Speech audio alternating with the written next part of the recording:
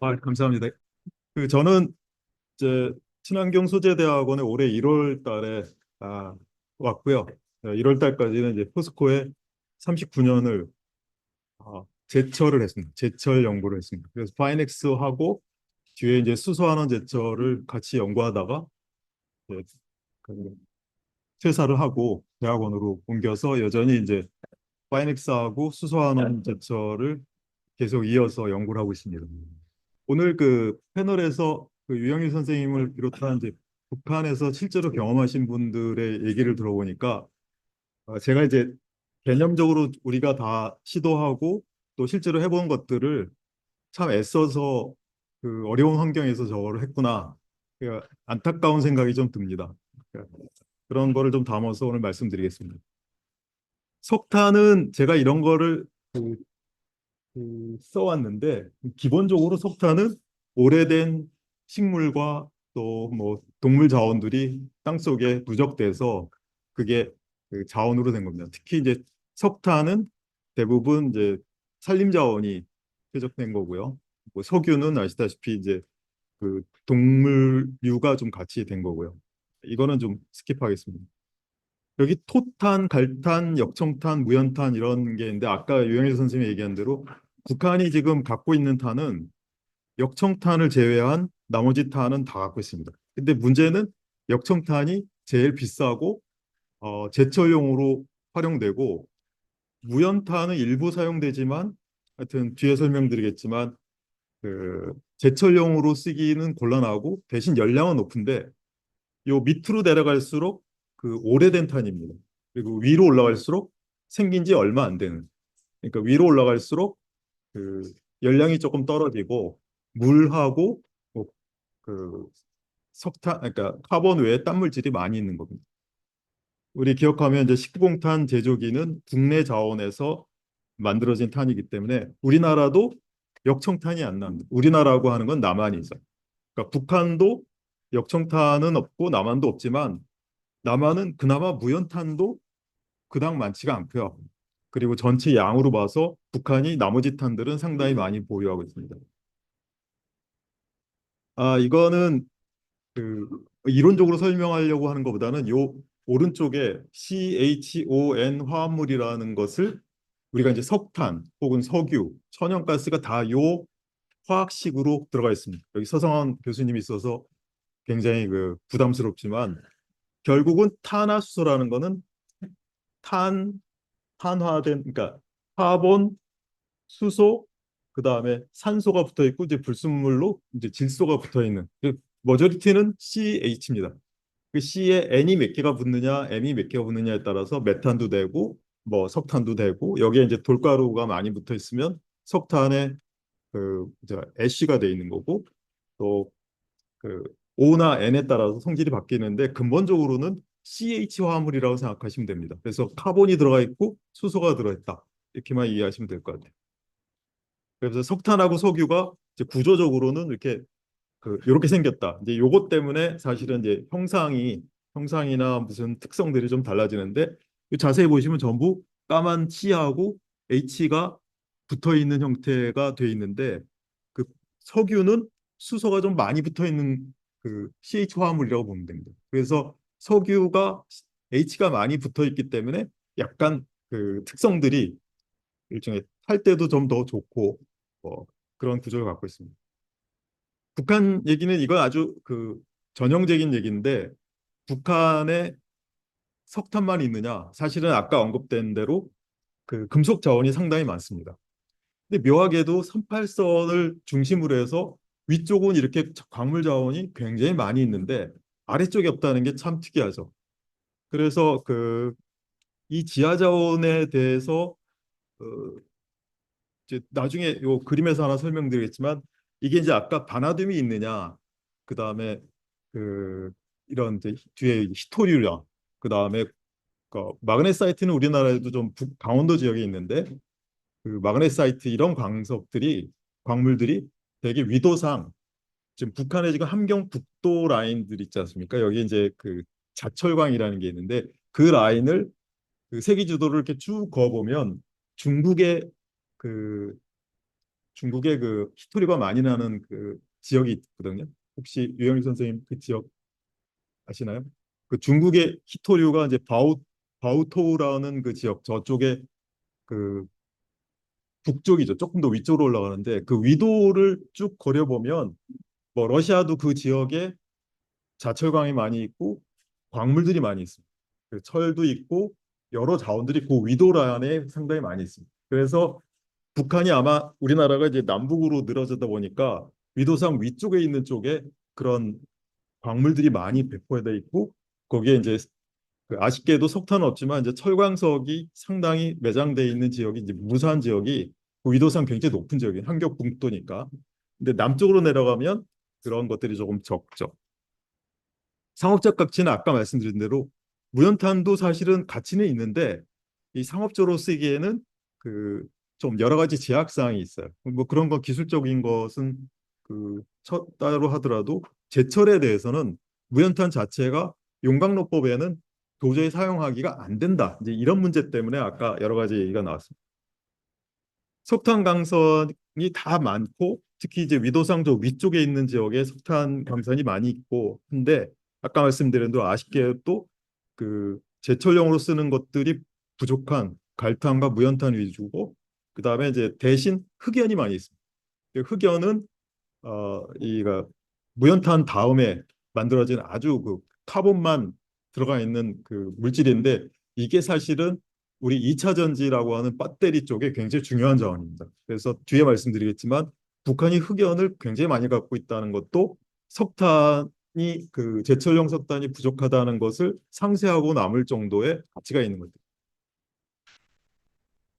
이제 탄소 하나라는 거를 굳이 얘기한 거는 북한은 이제 천연가스나 오일이 없기 때문에 이 석탄으로만 할 수 있는 그 난방용 그리고 제철도 좀 일부는 하지만 대신 북한이 갖고 있는 무연탄 갈탄을 가지고 여기서 그 액체도 만들고 화학 제품을 만드는 특히 이제 C1 케미스트리라고 하는 탄소 하나는 그 발생 물질에 이제 CO2면 CO2에서도 산소만 두고 카본은 하나지 않습니까? 그다음에 CO 일산화탄소도 카본이 하나고 그 O가 하나죠. 그러니까 카본이 하나 물려 있는 건데 예를 들어 에탄올 그러면 C2 뭐 이렇게 나가지 않습니까? 이게 카본이 하나만 물려 있는 물질을 만들어내는 케미스트리 그러니까 화학이 많이 발달하게 되는 거죠. 있는 게 그 석탄밖에 없으니까. 이건 조금 뒤에서 말씀드리고요. 그래서 이제 오늘은 이제 다루진 않지만 그 시황 가지고 만든 게 여러 가지 그 암모니아를 만드는 데도 쓰이고 그 다음에 그 북한에서 이제 얘기하는 비날론 같은 그런 것들도 다 이제 탄소 하나 그 화학을 이용해서 그러니까 결국 자체에서 갖고 있는 그 자원을 갖고 할 수 있는 모든 것들을 아까 제가 말씀드린 대로 정말 치열하게 연구하고 물질을 생산하는 그런 쪽에 아주 그 발달돼 있죠. 특히 이제 이 석탄을 가지고 그 오일을 만드는 CTL이라는 기술이 옛날에 그 2차 대전 때 독일군이 서방에서 오일을 그러니까 전차를 움직일 수 있는 전투기를 움직일 수 있는 오일을 공급해 주지 않으니까 자체적으로 석탄에서 그 오일을 생산하는 그 기술이 발달됐는데 북한도 그 영향을 많이 받아서 그 C1 화학에 굉장히 애쓰는 그런 기술 개발을 해왔습니다. 시간을 많이 세이빙하기 위해서 조금 빨리 가는데요.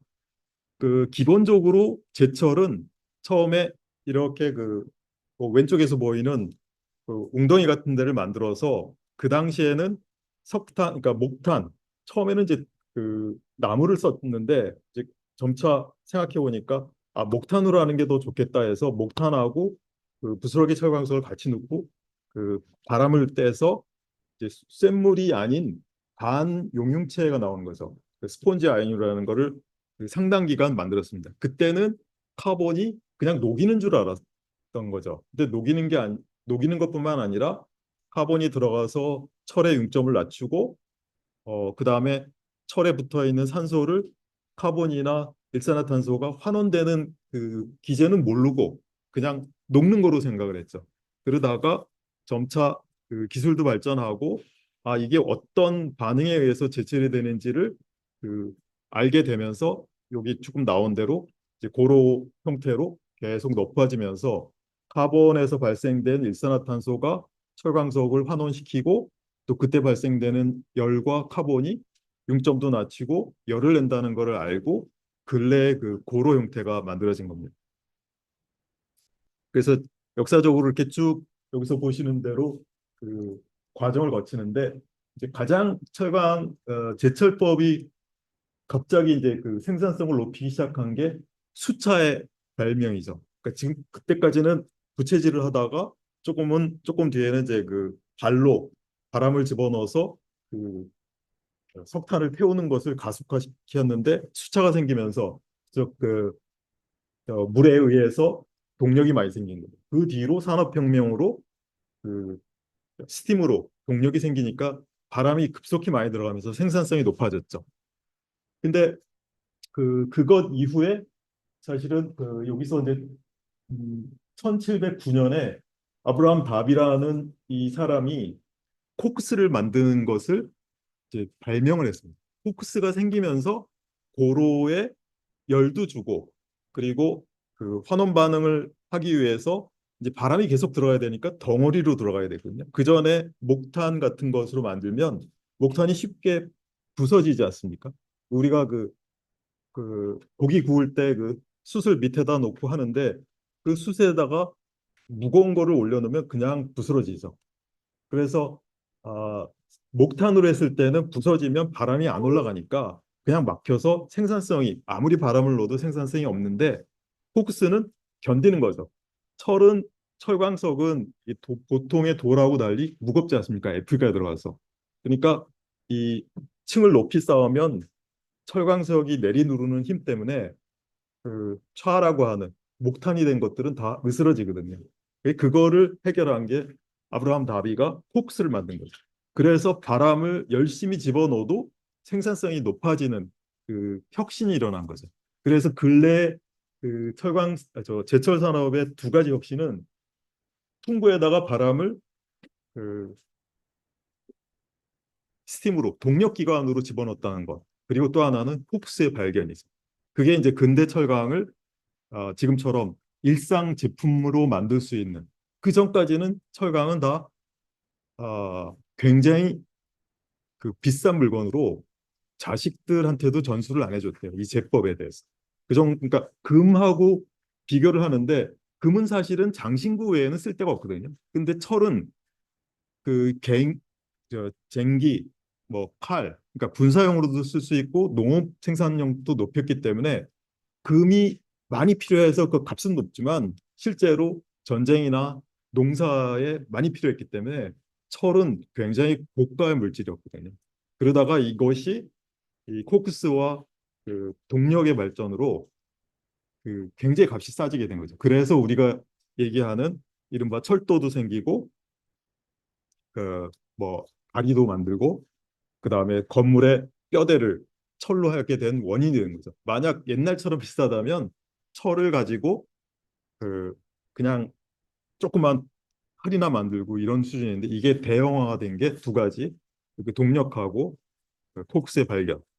그래서 코크스는 탄을 가지고 그 코크스로 그러니까 먼저 그 탄에 있는 수분을 제거한 다음에 그 코를 이제 여러 가지를 섞습니다. 그래서 점결탄만 쓰는 건 아니고 점결탄이 혼자만 집어넣으면 너무 찐득하니까 딴 걸 섞어야 돼요. 그래서 브랜딩을 한 다음에 그거를 이제 콕스로라고 약 1400도로 그 찝니다. 대신 그 숯가마니처럼 밀봉시켜서 그 떼면 거기에 연소가 안 되니까 카본은 그대로 남고 거기 이제 배가스에 아까 CH 화합물이라고 했죠. 그래서 C하고 H 중에 가스로 날아갑니다. 그것들을 응축시키면 여러 가지 어, 그 물질이 나옵니다. 그게 이제 요즘에는 굉장히 유용한 물질인데 옛날에는 그게 다 발암 물질이죠. 그래서 제철소에는 콕스로를 돌릴 때 화성 공장이라는 걸 따로 됩니다. 그 배가스를 가지고 타르 만들고 피치 만들고 또 썰파가 아까 많거든요. 썰파를 만들고 그다음에 조경유라고 하는 이 케미칼들이 여러분들은 잘 안 드셨겠지만 굉장히 비쌉니다. 요게 이제 나중에 어떤 전극을 만든다든지 아니면 특수한 케미칼을 만드는데 원료로 쓰이거든요. 그래서 코크 메이킹에서 얻어지는 그 코크스라는 주산물 외에 부산물도 상당히 많은 그런 구조를 갖고 있습니다. 이 겸입호 제철소 아까 저, 저 교수님도 말씀드렸고 또 유 선생님도 말씀드렸는데 겸입호는 좀 특수한 겁니다. 아까 그 교수님 말씀드렸을 하실 때 이제 이게 성진 제철소의 그 원 원조죠. 그렇으니까 먼저인데 요게 이제 성진으로 바뀌게 된 거죠. 황해 제철소 이렇게 하고. 근데 이거는 아까 교수님이 얘기하셨을 때 이제 일본 후지 제철이라는 데서 그 이쪽 한국과 중국을 포함해서 5개의 제철소가 있습니다. 네. 일관 제철소라고 해서 일관 제철소는 원료와 석탄을 가지고 최종 제품까지를 일렬로 세운 것이 일관 제철소입니다. 그때 겸입호 제철소는 조선 땅에 유일하게 생긴 일관 제철소입니다. 그리고 이제 중국 쪽에 하나가 있고 일본 본토에 3개가 있습니다. 그러니까 이게 굉장히 중요한 제철소였는데 아까 말씀하신 대로 경의포 제철소에서 나온 거는 다 용선으로 만들어서 붙인 다음에 불의 제철소에 가서 해군 그 군함을 만드는 데 쓰였습니다. 내수로는 저는 안 갔다고 봅니다, 이게.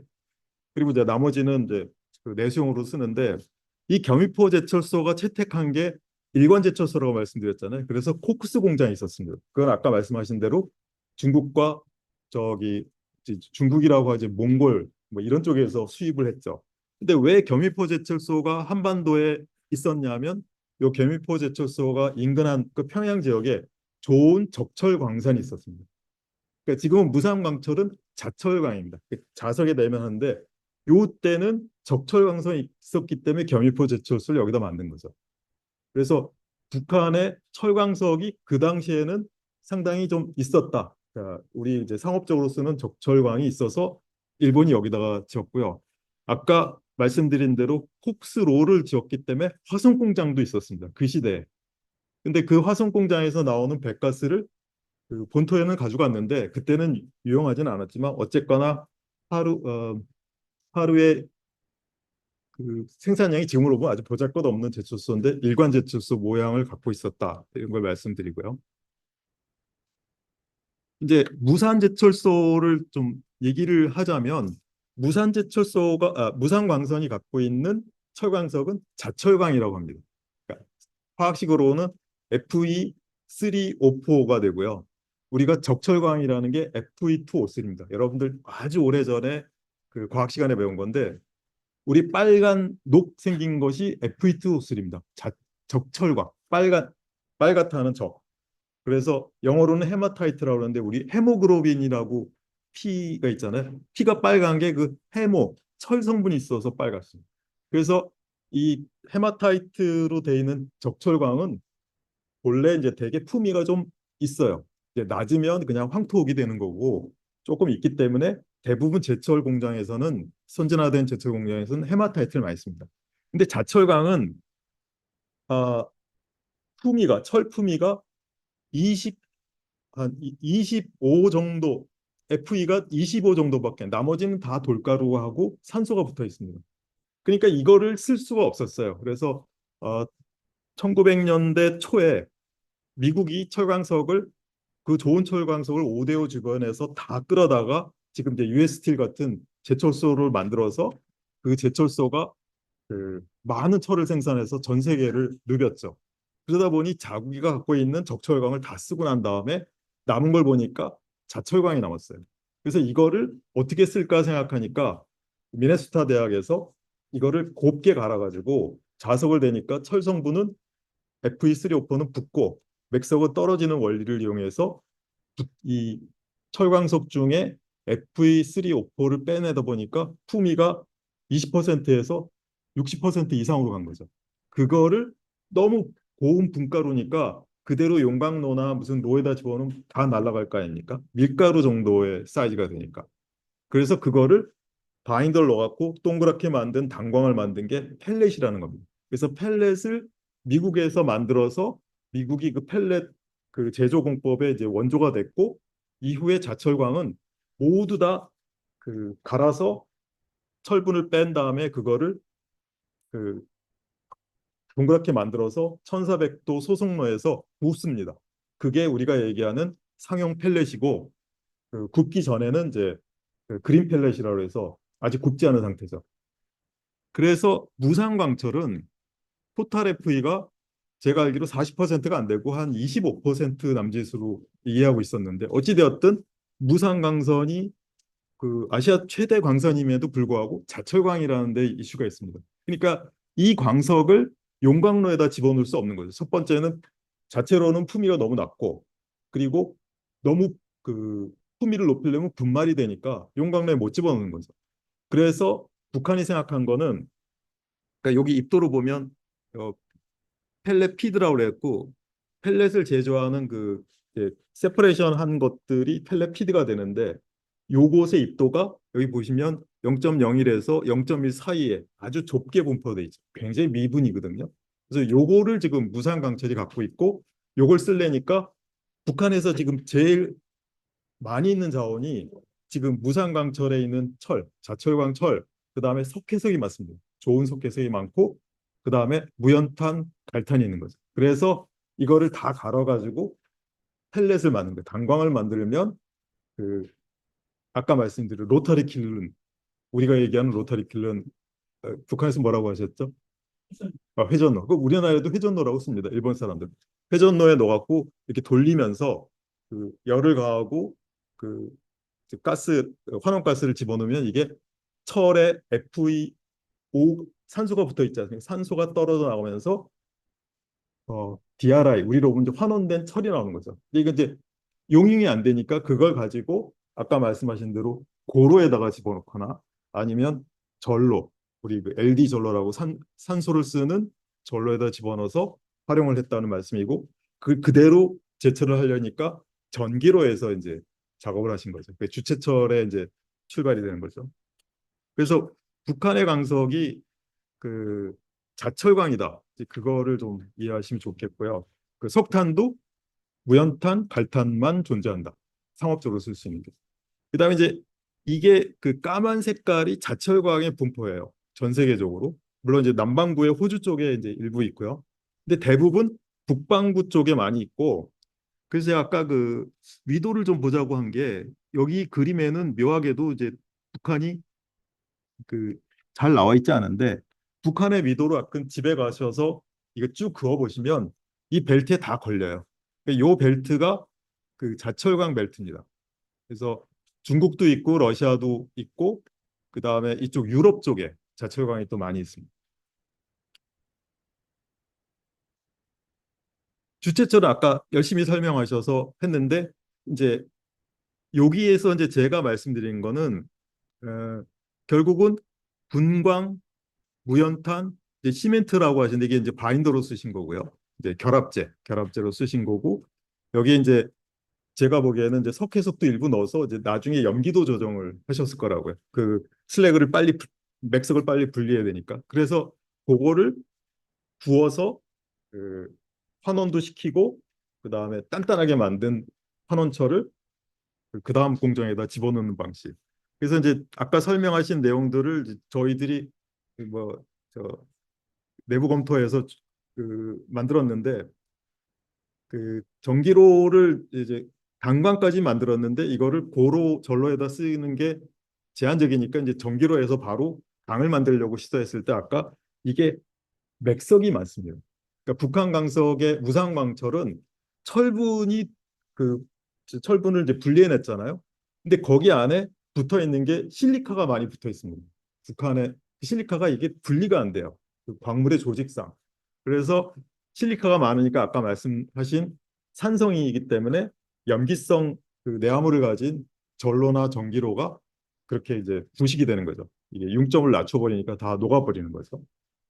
그리고 코렉스 벤치마킹을 하셨다는 게 코렉스는 지금 위에 샤프트로가 있고 밑에 산소 용융로가 있는데 이 샤프트로에는 분광을 넣지 않고 펠렛을 넣게 돼 있습니다. 그러니까 북한은 펠렛을 넣어서 환원을 시키고 그 환원된 거를 산소 용융로에서 용융시키자 하는 이 코렉스에 굉장히 관심을 가졌는데 이 제가 그때 듣기로는 그때 저도 이제 이 검토하는 그때 베스달피네라는 데가 이제 북한도 들어가고 북한에서도 여러 이제 검토를 했는데 이거를 해보기 위해서는 결국 이제 산소 문제가 걸리거든요. 그래서 아까 말씀드린 대로 북한의 전력 사정이 그렇게 좋지 않으니까 산소를 써서 전기를 써서 산소를 만드는 공정이 적합하지 않다. 이거 있고 코렉스가 그 당시에 성과가 별로 안 좋았어요.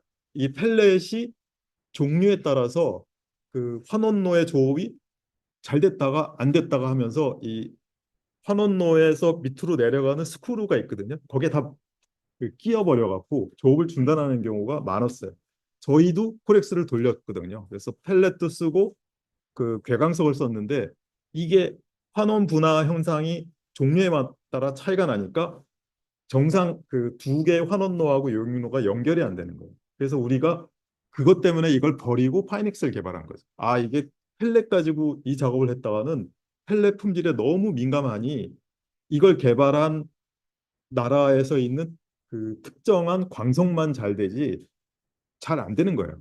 그래서 중국이 이 코렉스를 우리는 60만 톤짜리를 했는데 150만 톤을 만들어서 두 개를 졌죠. 그러다 다 공식적으로는 뭐 뭘 쓰고 있다고 그러지만 다 폐쇄해서 원래는 이제 팔강이라고 저기 위구르 지역이 가까운 쪽에 있다가 하나는 이제 상해로 들어오고 하나는 위구르에 그대로 놔두는데 내부적으로는 실패한 공장이죠. 그래서 북한도 펠렛을 쓰기 때문에 이걸 꼭 써야 되겠다는 여념이 있었지만 저희가 해보니까 이건 안 되겠다 해서 분가루를 유동시키는 방식을 생각한 게 파이넥스입니다.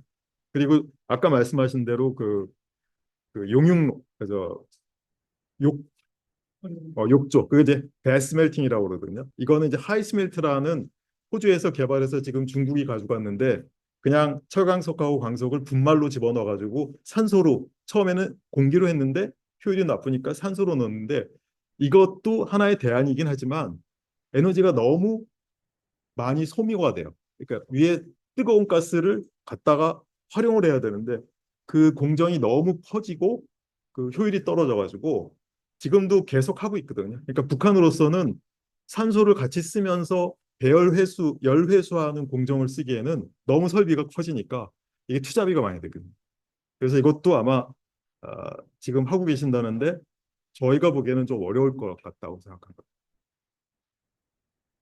그래서 북한은 석탄, 그러니까 갈탄, 무연탄하고 석회석이 많고 그 다음에 그 밥, 저기 그 다음에 이제 철광석이 있는 이 세 가지로 주체 산물을 만드는 거예요. 그래서 주체철, 주체 비닐 다 주체가 붙는 거는 내부에 있는 자원으로 하겠다 하는 것이고 그 대표적인 게 비날론이죠. 이거는 이제 카바이드를 만들어서 아세트론을 만드는데 카바이드는 석회석 CaCO3하고 석탄을 고온에서 반응을 시키면 카바이드가 생기거든요. CaC 우리 어렸을 때 카바이드 등 있지 않습니까? 불 푸렇게 나오는 거. 그러니까 산소를 만나면 그렇게 되는데 이게 만드는 게 또 에너지가 많이 들어요. 석탄을 많이 써야지 카바이드가 만드는데 어찌되었든 비닐이 발견된 거를 보고 일본 유학에서 돌아온 그분이 이거를 이제 비날론을 만들었는데 아시다시피 이제 굉장히 질기고 화학 반응에도 좋은데 옷을 만들기에는 소방관 옷 정도는 괜찮은데 일반 옷 하는 데는 좀 어렵다고 들었어요. 그래서 이것도 점차 아, 같고요. 그래서 석탄은 사실은 여러 가지를 쓸 수 있는데 오늘 제가 이제 석탄을 아직도 버릴 수 없는 이유에 대해서 조금 설명을 드리려고 합니다.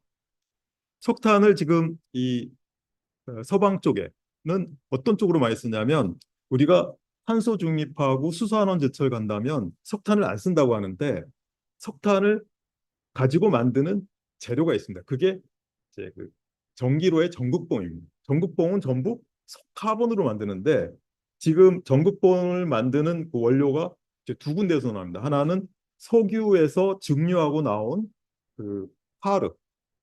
그러니까 석유도 CHN 화합물이니까 똑같이 그 타르가 나오고요. 석탄도 타르가 나오거든요. 그러니까 두 군데에서 소싱을 해서 요거를 그 침상 코크스라는 형태로 가공을 합니다. 그래서 이제 피치코크스를 만들고 해서 요게 원료가 돼가지고 뒤에부터 해야 되겠네. 아, 침상코쿠스로 결국 전극봉을 만들게 되는 거예요.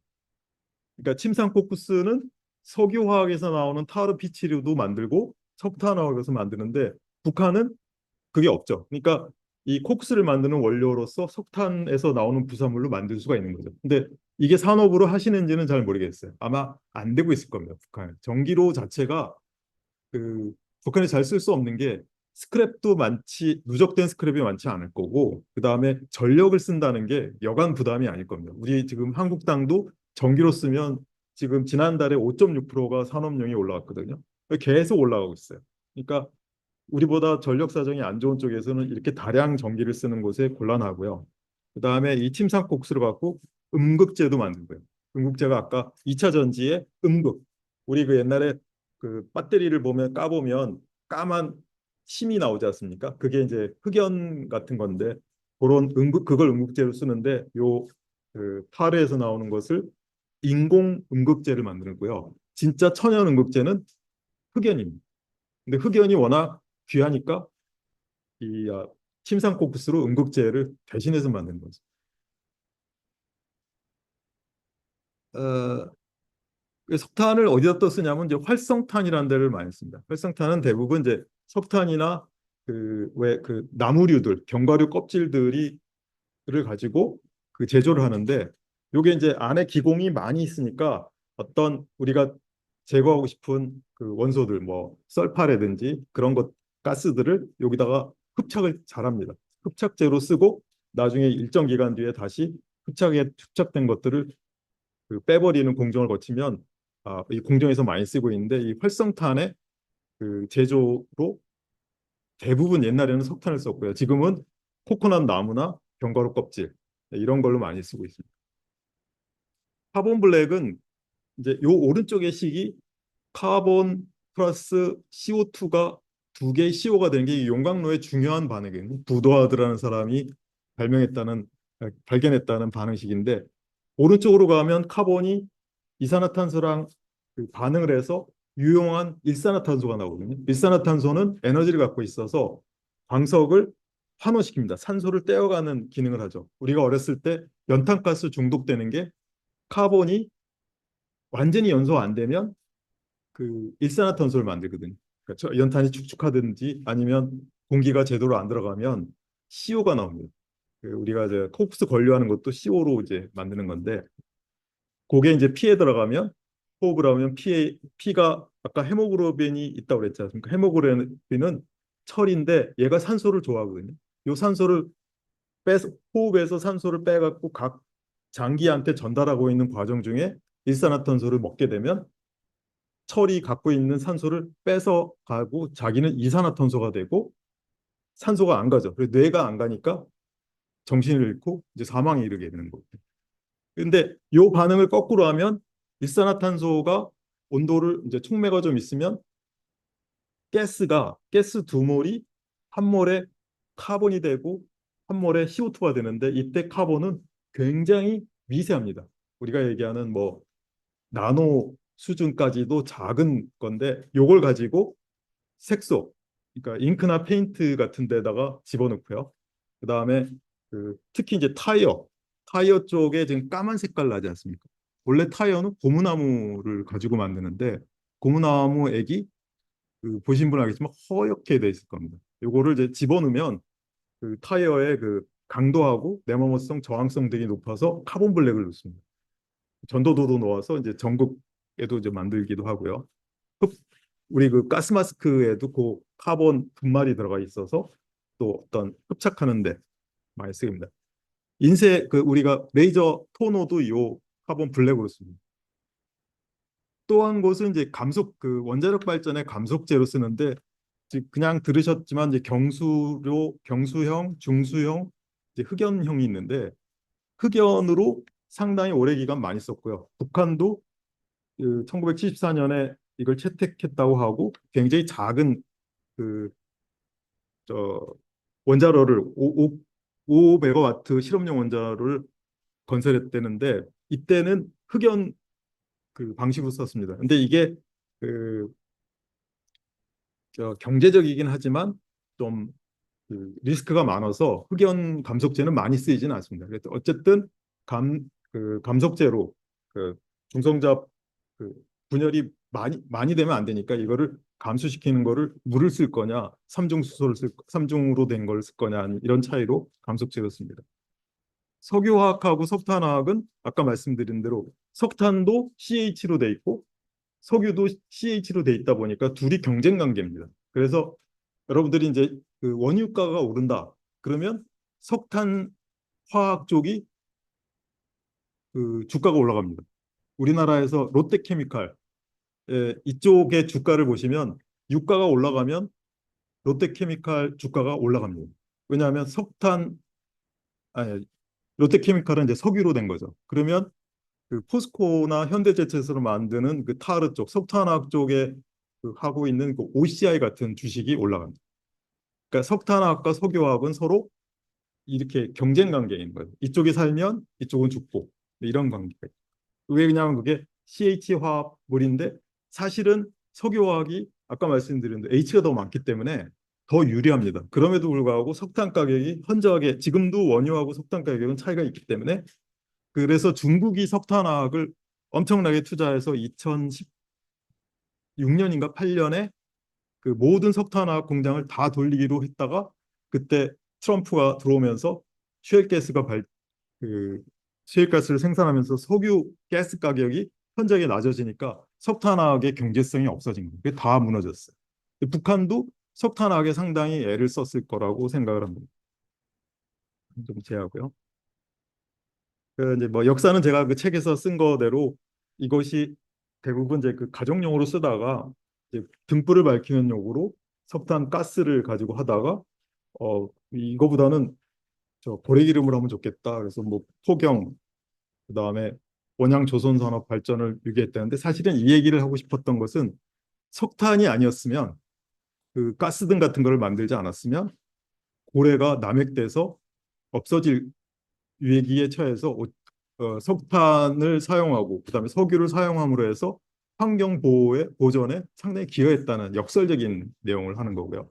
그리고 이제 석탄을 가지고 하버보시법으로 그 암모니아를 만들 수 있는 기술이 이제 독일에서 개발되면서 이것으로 이제 비료를 만들 수 있고 또 뒤에 이제 우리가 얘기하는 이제 요소수 같은 것들을 만들어내는 또 좋은 자원입니다.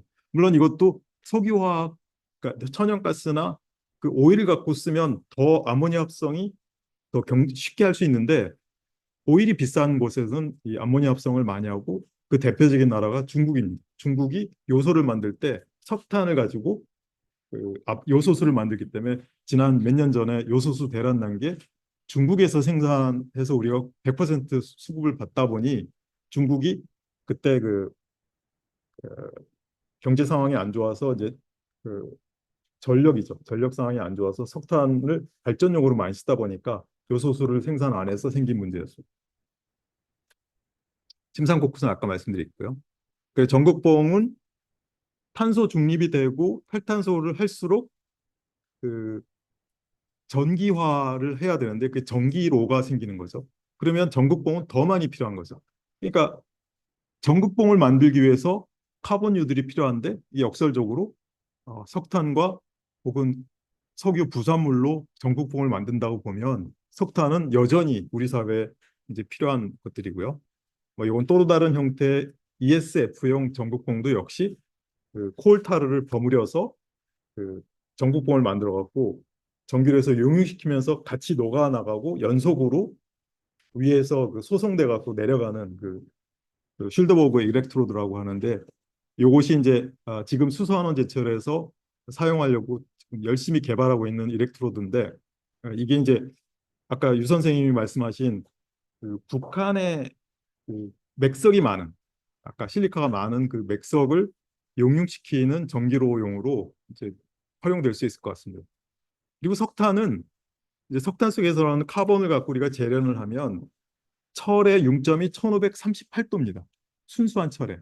근데 이 석탄에서 유래된 카본이 들어가게 되면 철에 들어가게 되면 여기서 보시다시피 그 융점 이게 녹는 점이 1538도에서 4.3이 들어가면 1170도 정도까지 들어갑니다.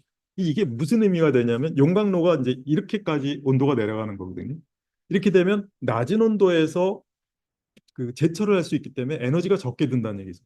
근데 만약 순철을 가지고 지금 우리가 수소환원 제철할 때 문제가 순철을 갖고 쓰면 1530볼트를 녹여야 되기 때문에 전기가 더 많이 든다는 거죠.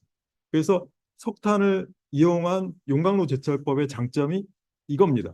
카본이 용에 들어감으로 해서 그 융점을 낮춘다. 그게 첫 번째고, 두 번째는 카본의 농도에 따라서 다양한 그 조직을 가진 제품이 생산된다는 거죠. 물론 이제 이렇게 카본이 많은 쪽의 제품은 부가가치가 낮지만 낮은 지역의 그 카본이 그 합금으로 들어가면 굉장히 다양한 고급 제품을 만들 수가 있습니다. 그래서 철강의 카본은 합금 원소다. 근데 요거를 만약 카본을 안 집어넣고 딴 뭐 몰리브덴이나 뭐 텅스텐이나 이런 걸 집어넣으면 요 현상 특성을 만들 수 있는데 다 비싸잖아요. 그래서 카본이 합금 원료로 들어가는 그런 장점이 있습니다.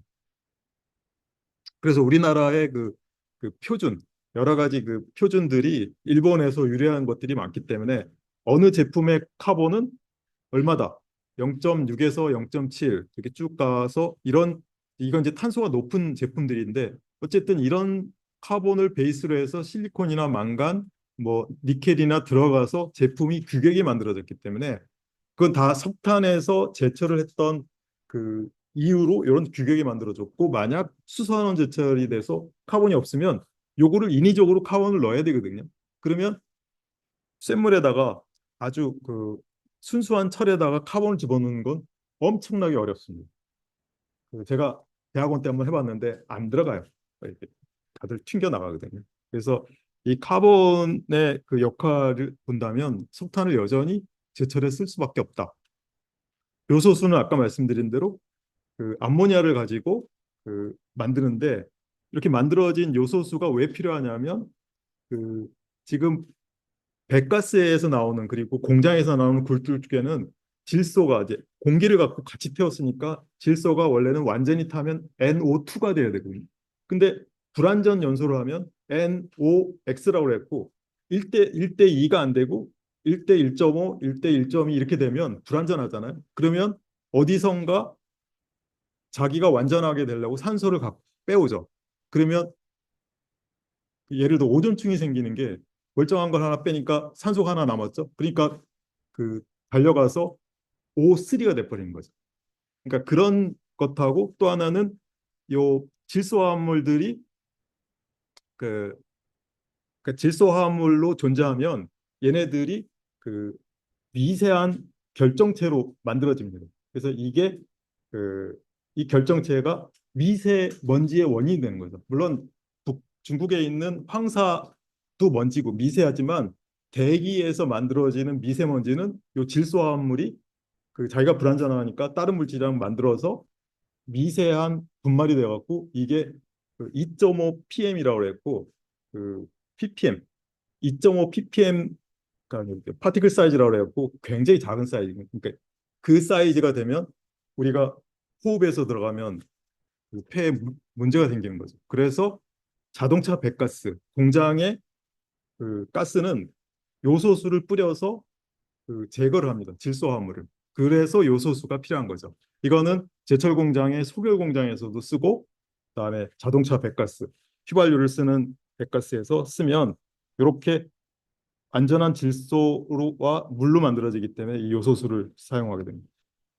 자, 제철은 이제 간단하게 생각하면 철광석은 산소를 다 갖고 있습니다. 그게 Fe하고 산소의 비율이 1대 1.5면 빨간색 적철광이고 1대 1.33이면 자철광이고 1대 1로 되면 FeO라고 뭐 우리 눈에는 그러니까 우리 일상에는 잘 안 보이지만 비스타이트라고 하는 건데, 얘 산소를 떼어내야지 산소가 Fe가 생기잖아요. 그래서 산소를 뭘로 때울 거냐?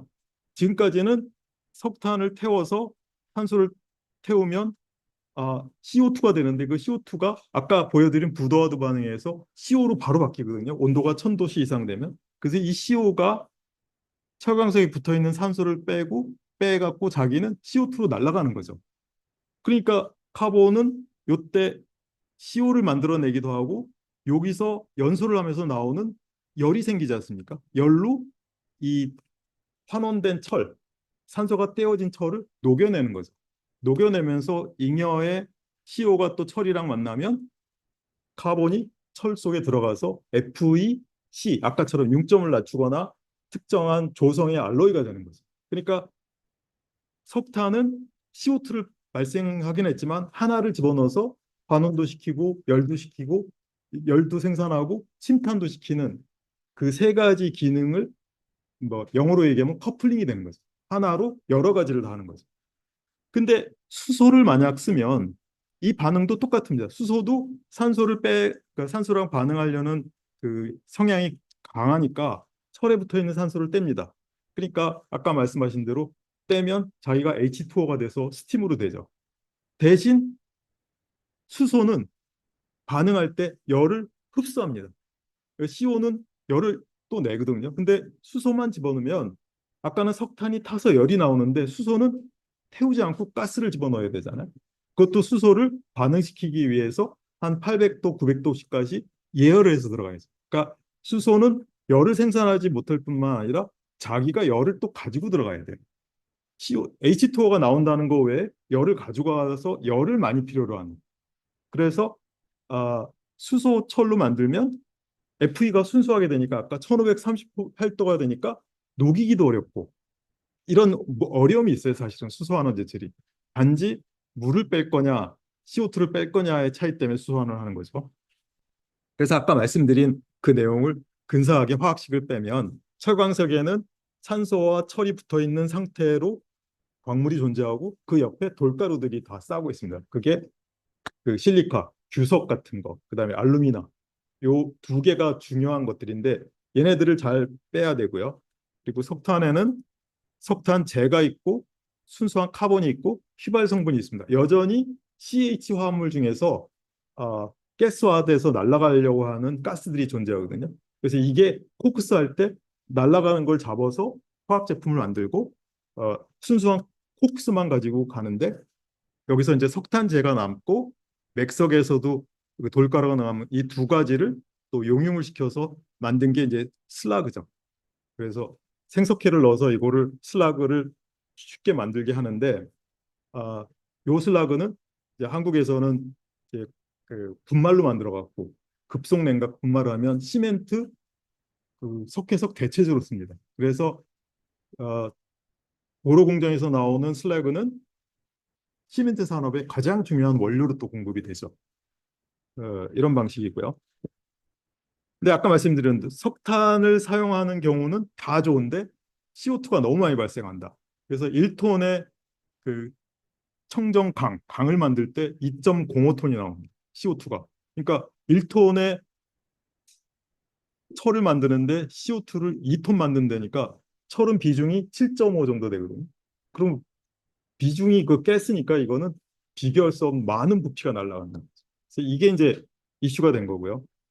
일관 제철소는 이렇게 이제 석탄하고 광석을 가져서 분말들을 다 쪄가지고 용광로에다 집어넣어서 바람이 잘 들어가게 하고 그거를 생산해서 그 카본도 빼고 뭐 불순물들을 다 제거해서 가스도 제거해서 이제 지금 연속 주조하고 블룸 뭐 슬라브 그리고 이제 후판 배에다 집어넣은 고급 제품들을 만드는 게 이제 일관 제철소의 일인데 파이닉스는 분광 분코를 특히 이제 비점결탄을 가지고 그 환원 용융을 시켜서 고로랑 똑같은 쇳물을 만들어 갖고 그 이후에 그 전로에다 집어넣어서 제품 생산 라인 안에 합치는 거죠.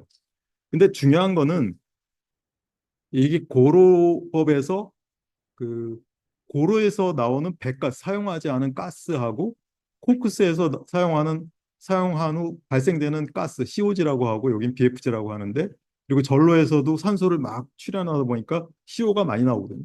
요 가스를 모아서 발전도 하고 그다음에 후공정의 가열로에 열원을 쓰거든요. 이게 일관 제철소의 장점 중에 하나입니다. 근데 파이넥스는 요 자체에서 저급의 석탄을 쓰게 되다 보니까 또 유동을 시키니까 가스가 더 많이 필요하죠. 그러니까 분말을 막 돌리기 위한 가스가 더 필요하니까 할 수 없이 저희들이 그 연료비를 낮추기 위해서 가스 중에 CO2를 제거하고 그 CO하고 H2만 다시 돌려내는 CO2 분리 설비가 있어요. 이게 옛날에는 이것 때문에 그 제조 원가가 높았어요. 근데 이것 때문에 CO2를 분리해서 만약 저장할 수 있는 기술이 있거나 CO2를 아니면 배가스를 어떤 케미칼을 만들 수 있는 공정이 되면 굉장히 좋은 프로세스고, 특히 파이넥스에서는 다량의 가스를 생산하기 때문에 발전소를 따로 짓습니다. 파이넥스 발전소. 그래서 북한이 파이넥스를 투자하면 자체 무연탄 유두를 바인더를 써서 이제 성형탄을 만들고요.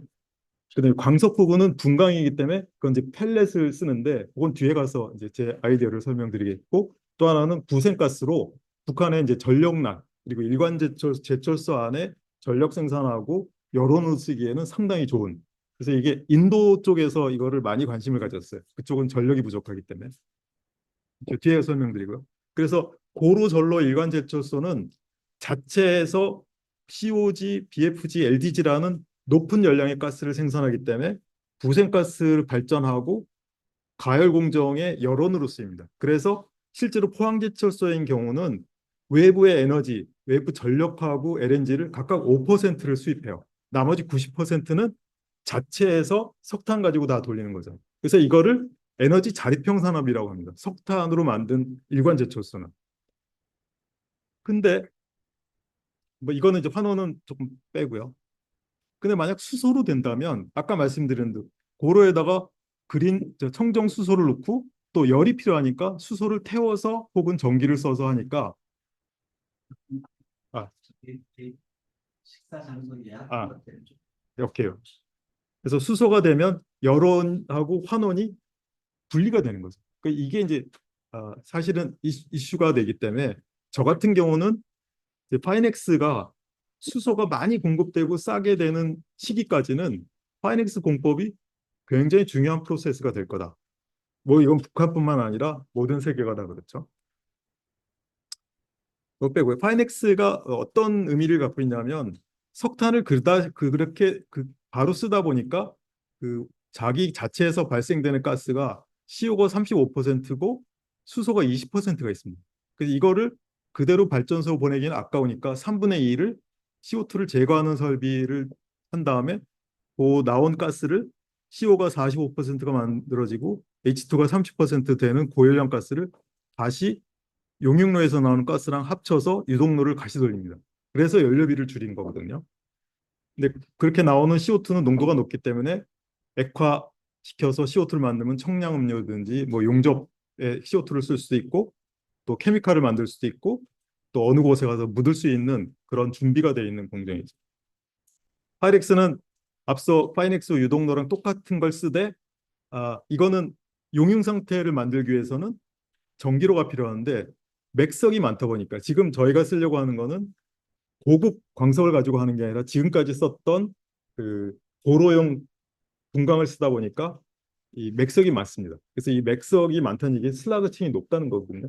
아까 유 선생님이 얘기했을 때 그 북한의 무상 광석으로 단광을 만들어 갖고 하더라도 거기가 맥석이 많으니까 뒤에 연기도 조절하려면 석회석 넣죠. 그러면 슬래그 볼륨이 커지니까 슬래그 두께가 높아지니까 조업이 굉장히 어려웠거든요. 그래서 슬래그 구멍도 따로 내야 되고 그 쇠구멍도 따로 내면서 공장이 그 볼륨이 굉장히 커지죠.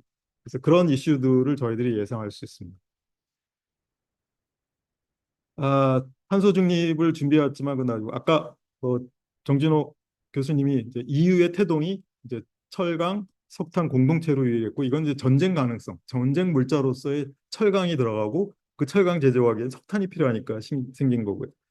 지속 가능성이란 용어도 원래 이제 제철은 그 나무 갖고 만들었거든요. 그래서 목탄을 만들어서 하다 보니까 제철소 조그만 게 하나 산에 들어가면 그 산을 한 달, 두 달 만에 다 산을 황폐화시키거든요. 그래서 어, 독일의 어떤 그 학자가 지속 가능한 수확을 보장하는 임업이라는 것을 주장했는데 이 사람이 하필이면 은광에 취직을 했는데 은재련에도 역시 그 환원하고 열이 필요하니까 나무를 많이 쓴 거죠.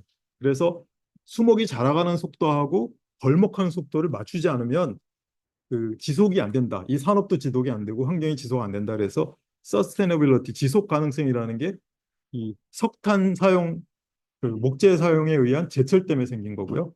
그래서 이 산림 벌목을 막았던 것이 결국 석탄의 등장이라는 또 아이러니가 생기는 거죠. 온실효과는 좀 제외하겠습니다. 그 북한이 이제 미래 세계에서 상당히 유리한 포지션을 가질 수 있는 게 자원이 많은데 무상 광석뿐만 아니라 지금 그 기후 변화 대응하는 소재가 풍력, 그다음에 태양광, 그리고 전기 자동차 이런 것들이지 않습니까? 거기에 들어가는 머티리얼들이 다 북한에 많이 풍부하게 있어요.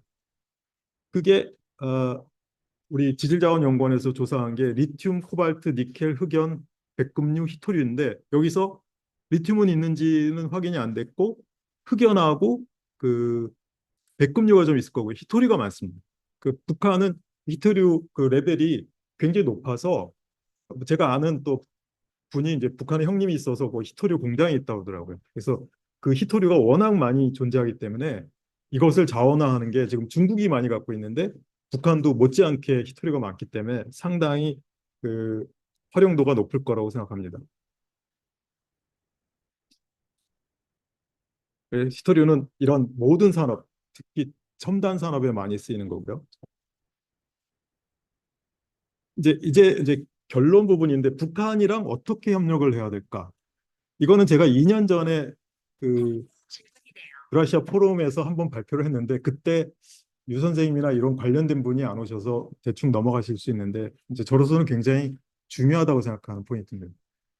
하이닉스 유동로나 하이릭스 유동로는 분광석을 쓰는데 무상광석을 그 선광에서 나오는 그 극미분을 유동로에 쓸 수는 없습니다. 너무 입도가 작아서. 그러면 자철광을 가진 지역에서 그 광석을 어떻게 쓰느냐? 제 아이디어입니다. 펠렛을 만들지 않습니까? 북한에서. 그러면 성광을 해서 극미분이 된 거를 바인더를 넣어갖고 단광을 만들어서 굽지 않습니까? 그래서 아, 가열로 1400도 가열로해서 이제 로타리 킬러를 쓰든 아니면 그 수평 로타리 헐스 이런 거를 써갖고 만드시는데 이게 만들다 보면 부형으로 만든 게 공정 중에 깨지죠. 그거를 우리가 칩이라고 합니다. 찌꺼기. 우리 옛날에 붕어빵 같은 거 만들면 붕어 틀 위에 넘쳐서 이렇게 잘려지는 걸 그게 칩이라고 그러거든요. 그 칩이 그 생산 공정에 따라서 5%에서 한 15% 발생합니다. 근데 이거는 한번 열을 받아서 된 거기 때문에 다시 돌려서 집어넣기에는 단광을 만들 때 물을 가지고 이제 불을 만들잖아요. 이게 안 만들어집니다. 그러니까 이거를 이제 미국에서 타코나이트 광석을 많이 갖고 있으니까 펠렛을 많이 생산하는데 한 1000만 톤을 만드는데 5%면 50만 톤이거든요. 5만 톤인가? 50만 톤. 어쨌든 미국에서도 이 펠렛 칩이 엄청나게 발생되는데 쓰지를 못하니까 그걸 긴 그 트럭이나 아니면 기차를 타고 제철소가 있는 일관 제철소에 있는 소결 공장에다가 갖다가 줍니다. 공짜로. 운송비가 워낙 드니까 운송비를 뭐 수급자가 되는 경우도 있고 아니면 반반씩 하더라도 어쨌든 처리할 방법이 없는데 제 아이디어는 그 입도가 우리 분광석 입도랑 거의 비슷해요. 그러니까 그 북한의 무상광산에 있는 자철광을 펠렛을 많이 만들어 지금보다 규모를 많이 만들면 예를 들어 1000만 톤짜리를 만들 수가 있거든요. 그 1000만 톤에 50만 톤이 칩으로 나오면 그거를 파이넥스 유동로나 하이렉스 유동로에 넣을 수가 있다는 얘기죠. 아주 좋은 입도군. 이건 입도가 넓지도 않고 이렇게 분포가 돼요. 그러면 그 펠렛에는 그 이미 자철광은 펠렛 만드는 과정 중에 대기랑 노출되기 때문에 적철광이 됩니다. 그러면 얘가 자철광은 원래 환원이 잘 안 되고 산소가 잘 안 빠지는데 적철광이 되면 많이 그 격자의 구멍도 생기고 환원이 쉽게 됩니다. 그래서 제가 원래는 이 아이디어를 미국 진출을 하려고 만든 거고 미국의 타코나이트 자철광을 가지고 얘네들이 펠렛을 많이 만드니 거기 있는 펠렛은 그 돌가루가 맥석이 많아서 전기로에 쓸 수 있는 DRI를 못 만들거든요. 그래서 용광로에 펠렛을 쓰는데 그 펠렛의 찌꺼기를 파이넥스를 하나 세우면 그 쇳물이 나오지 않습니까? 쇳물에다가 그 다음에 이제 HBI 어딘가에 그 환원철을 예쁘게 만든 환원철에다가 스크랩, 노폐 스크랩을 같이 놓으면 고급 제품을 만들 수가 있어요. 만약 스크랩하고 HBI 두 개만 집어넣으면 고급 제품이 못 만들어집니다. 스크랩에 불순물들이 있고 그다음에 전기로 해서 질소가 들어가기 때문에 질소가 들어가면 그 쇳물이 딱딱해지거든요. 쇠 제품이. 그래서 30%의 그 탄소가 4% 되는 용선이 쇳물이 들어가면 질소 빠지게 하고 그 전체를 희석시키잖아요. 그래서 미국이 이걸 투자하면 좋겠다 하고 이제 한 2년 전에 저희 그 부회장한테 보고했는데 별로 관심을 안 갖더라고요. 근데 퇴직하고 가서 다시 얘기했더니 아 그런 거 같이 했으면 좋았을 텐데 이러더라고요. 근데 이게 딱 북한하고 딱 맞는 구조예요. 펠렛 공장으로 무상광산의 광석을 펠렛을 만들고 칩이 나온다면 이런 일을 할 수가 있겠다. 그래서 그린 스틸을 제조하기 위한 남북한 협력은 아까 말씀드린 대로 무상광철의 펠렛 그걸 가지고 파이넥스는 석탄을 무연탄하고 갈탄까지는 열량이 너무 낮아서 근데 무연탄유들을 어차피 우리는 바인더를 쓰거든요. 그러니까 그 북한의 석탄 자원을 성형탄으로 만들고 그다음에 자철광계 정광을 가지고 펠렛을 만들어서 펠렛은 용광로에 주고 펠렛 찌꺼기는 유독로에 주면 쇳물을 만들 수 있고 가스가 발생되니까 그 가스가 CO2가 있지만 그 수소하고 CO2를 다 태우면 열량이 높으니까 발전소를 만들 수 있어요. 복합 화력 발전소가 포항 제철소에 있는데 효율이 60%가 넘거든요. 그러니까 전력을 굉장히 많이 생산할 수 있는 도구가 되기 때문에 북한과의 이 협력이 된다면 그렇게 그 펠렛 칩을 이용한 파이넥스를 만들고 이후에 저희가 기술 개발이 잘 된다면 파이렉스로 전환할 때 역시 그 유동로를 쓸 수 있는 구조가 된다. 그러려면 이제 미래의 그 수소는 전부 탄소 발자국이 적은 걸 써야 되는데 북한은 예전에 우리 남한한테 전력을 공급해 줬죠. 그 정도로 그 전력이 풍부했던 지역입니다. 물론 석탄화력도 있었고 그 수풍 발전소가 우리 초등학교 때 배운 거는 제일 큰 발전소였거든요. 이거 물론 이제 수자원이 많이 변하긴 했는데 그쪽은 그 우리가 얘기하는 재생 가능 에너지를 만들 수 있는 여건을 갖고 있어요. 그래서 전체를 다 할 수는 없지만 재생 가능 에너지로 만든 그린 스틸은 부가가치가 굉장히 높아지거든요. 그래서 수소환원 제철이 성공이 된다면 남한은 사실은 여건이 안 됩니다. 재생 에너지를 얻을 수 있는 풍력이나 태양광이 굉장히 적은데 북한이 수력이 좋거든요. 그래서 수력을 높이면 전력 자급률도 높아지고 그 전력은 석탄 화력 발전에서 나온 전력이랑 전기는 똑같지만 원산지가 달라요. 그러니까 이쪽은 그린 전력이고 이쪽은 그 더티한 전력이기 때문에 더티 전력은 일반 생산하는 데 쓰고 그린 제품을 생산할 때는 그린 전력을 쓰는. 그래서 남한은 그레이 전기를 넘겨주고 북한은 그린 전력을 가지고 그린 스틸을 만들어내는 그런 비전도 가질 수 있다는 거죠. 또 하나는 그 에너지 측면에서 에너지 전환 소재도 흑연, 그다음에 양극재, 음극재, 아까 마그네사이트 얘기하셨는데 뭐 마그네사이트의 MG는 그 마그네사이트가 그 MG를 만들 수 있는 좋은 자원이긴 한데 실제로 그걸 재련할 때 지금 석탄으로 하거든요. 그래서 너무나 많이 석탄으로 쓰다 보니까 중국이 그걸 다 하고 있어요. 우리가 할 수 있는데 못하는 이유는 CO2가 너무 발생하니까 친환경 산업이 아니라 지금 안 하고 있거든요. 그래서 이 부분은 어떻게 그 경우는 석탄을 좀 적게 쓰고 다른 청정 에너지 쓸까 하는 모색을 좀 해야 될 것 같고요. 그래서 종합적으로는 그린 사회로 넘어갔을 때 차라리 우리처럼 그 석탄 중심으로 갔던 사회를 거치지 않고 바로 그린으로 점프할 수 있고 또 파이넥스 같은 거는 그 중간 다리 브릿지 기술이라고 하거든요. 다리 기술이기 때문에 아마 그린 산업이 그린 제철이 만들어지려면 2050년 이후가 될 겁니다. 전 세계적으로 다 그렇거든요. 그럼 여기 계신 분들 대부분은 이 땅에 안 계실 때거든요. 근데 남북 협력이 될 때는 역시 석탄을 가지고 써야 되는 사회를 우리가 한 3, 40년을 간다면 지금 고로를 지을 수는 없어요. 그렇지만 파이넥스 같은 걸 가지고 어, 병협을 하고 그다음에 나머지 북한이 갖고 있는 보유 광물에 대한 활용 기술은 또 남한 쪽이 굉장히 기술이 많이 있거든요.